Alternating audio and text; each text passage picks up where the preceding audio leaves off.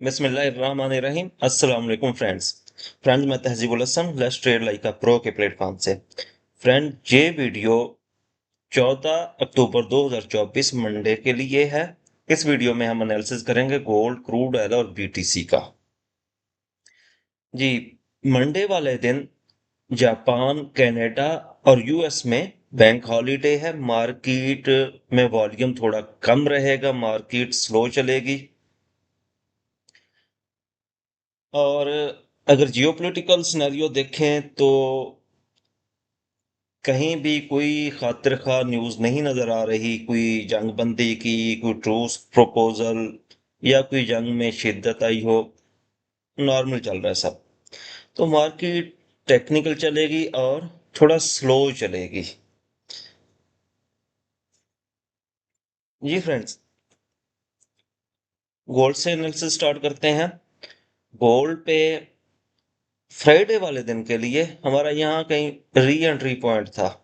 ये जोन अब मैंने नए लगाए हैं। मार्केट ऊपर गई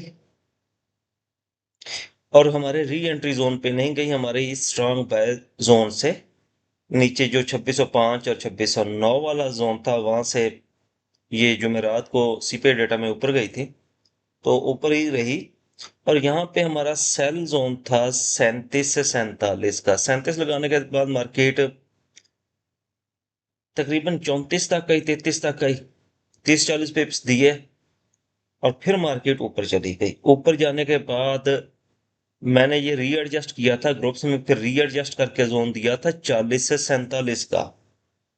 40 से 47 मार्केट 47 लगाने के बाद नीचे 36.25 तक नीचे आई।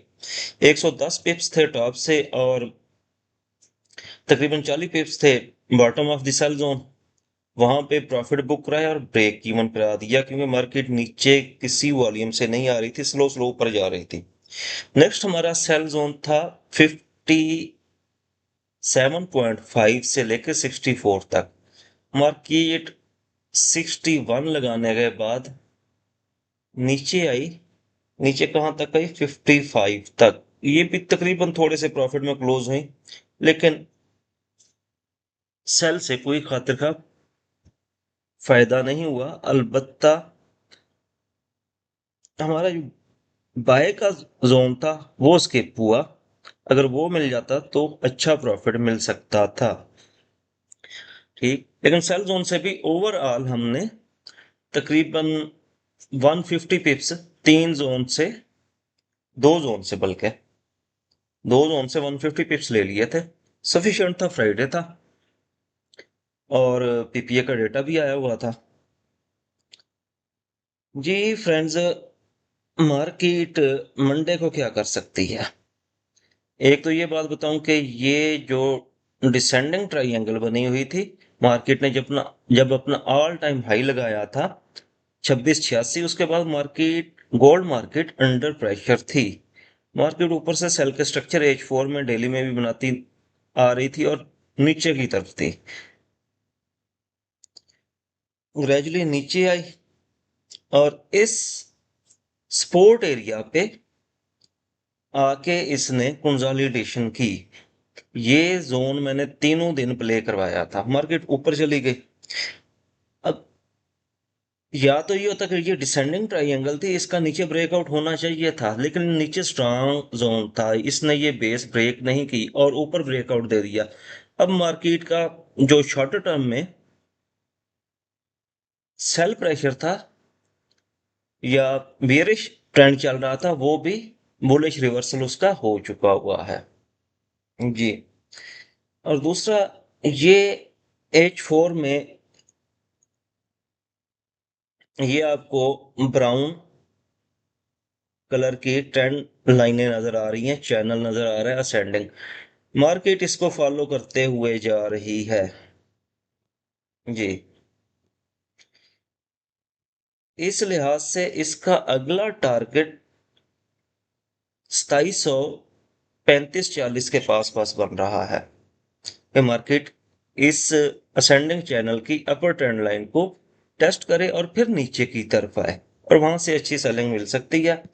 अलबत्ता किसी हद तक सेलिंग हम एक्सपेक्ट कर सकते हैं 2666 2670 से लिक्विडिटी है यहाँ पे। और डेली में ब्रेकर ब्लॉक पड़ा हुआ है, उसकी भी लिक्विडिटी से थोड़ा सा मैंने टॉप से करवाई है। रीजन ये कि मार्केट अब बुलिश रिवर्सल कर चुकी हुई है, तो सेल थोड़ा नीचे से नहीं करेंगे, थोड़ा ऊपर से करेंगे। और नेक्स्ट ये सेंटिमेंटल एरिया होता है, जस्ट सेंचुरी से पहले मार्केट वहां टच करके नीचे की तरफ आती है। यहां से तकरीबन चांसेस रहते हैं कि 100 से 150 पिप्स मिल जाएं। ये अक्सर आप हिस्ट्री उठा के देख लें, ये 95 के आसपास मार्केट यहां से नीचे गिरती होती है। और ये ट्रेंड लाइन के अगेंस्ट है, और एक्सटेंशन, फीबो एक्सटेंशन का TP3 जो बन रहा है वो वाला एरिया है। और इसी के आसपास 30 के पास पास मंथली रेजिस्टेंस, फिबोनाची की मंथली रेजिस्टेंस 2 भी बढ़ी हुई है। जी फ्रेंड्स, इधर तक तो मार्केट क्योंकि स्लो रहेगी, चांसेस मुश्किल हैं कि 2700 टॉप जाए कल। सेल देखेंगे 2666 2670 से, बाय देखेंगे ये पुल बैक एरिया है। अगर यहाँ पे पुल बैक कंप्लीट करती है, 23% रिट्रेसमेंट करती है, और यहाँ पे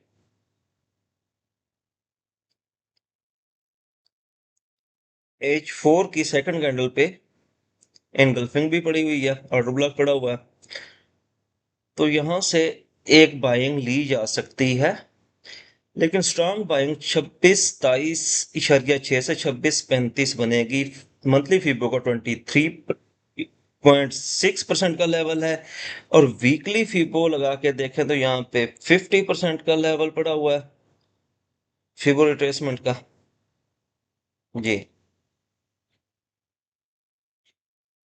एग्जैक्टली आपको नजर आ रहा है, ये 50% का लेवल पड़ा हुआ है। तो यहां से बाइंग, और यहाँ पे 61 और 50 ये दोनों लेवल आ रहे हैं इस जोन में, और मंथली फीबो का भी। और यहाँ पे मजे की बात है कि ये जो इस लाइन का ब्रेकआउट हुआ है,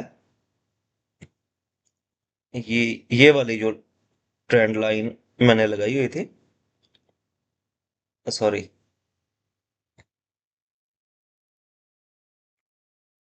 ये वाली, इसका जो ब्रेकआउट हुआ है, इसको दोबारा रिटेस्ट भी मिल जाएगा। तो ये स्ट्रांग बाइंग बन रही है मेरी नजर में। ये दो ही बाय के जोन रहेंगे, नीचे वाले बाय के जोन रखे हुए हैं। फर्दर मार्केट अगर नीचे आती है तो इनको देखेंगे कि प्ले इनको ऑपरेट करना चाहिए या नहीं। अदरवाइज मार्केट इन दो जोन से इजीली बाय जा सकती है। ये वीक जोन है, ये स्ट्रांग बाय का जोन है, ये सेल के जोन। सेल तो अब स्ट्रांग रहेगी नहीं, मार्केट बुलिश रिवर्सल कर चुकी हुई है। और ऊपर जब कभी 27 32 और 38 के दरमियान जाएगी मार्केट, तो यहां से सेल करेंगे, यहां से अच्छी सेलिंग मिलेगी। जी फ्रेंड्स, गोल्ड पे सारे लेवल बता दिए, बाय के भी और सेल के भी, ट्रेंड लाइनें भी बता दी।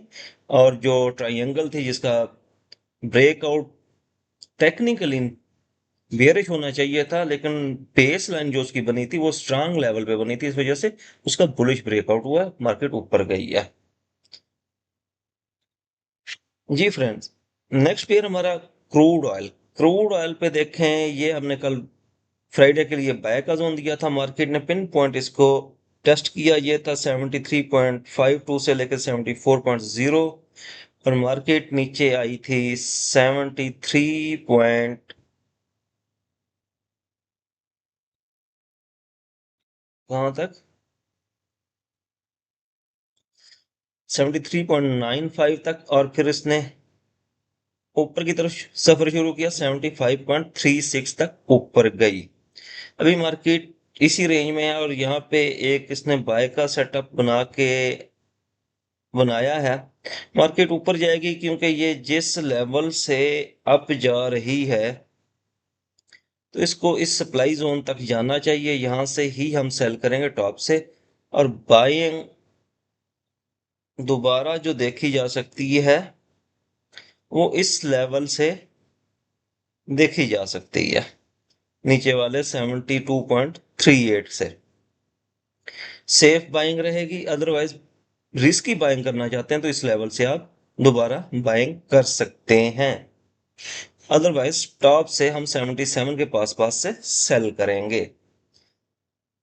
जी फ्रेंड्स, नेक्स्ट पेयर हमारा बीटीसी यूएसटी पे ये बाय का जोन था हमारा। पिन पॉइंट रिस्पेक्ट हुआ, मार्केट ऊपर गई और ये रिजेक्शन जोन था। रिजेक्शन जोन अगर H4 में लग रहा है कि ये रिस्पेक्ट नहीं हुआ, इस पे भी तकरीबन अगर आप इसको छोटे टाइम फ्रेम में देखें जी, 62 लगा के मार्केट और नीचे आई थी 61,600 तक। मतलब यहाँ पे भी छोटा मोटा प्रॉफिट, रिजेक्शन जोन इतना ही होता, प्रॉफिट देगी। जब इसको ब्रेक किया तो फिर ऊपर की तरफ, और इसकी सेल मैंने रिकमेंड की थी कि इसकी सेल जोन से ही हम सेल लेंगे, रिजेक्शन जोन से सेल नहीं लेंगे। और ये मैंने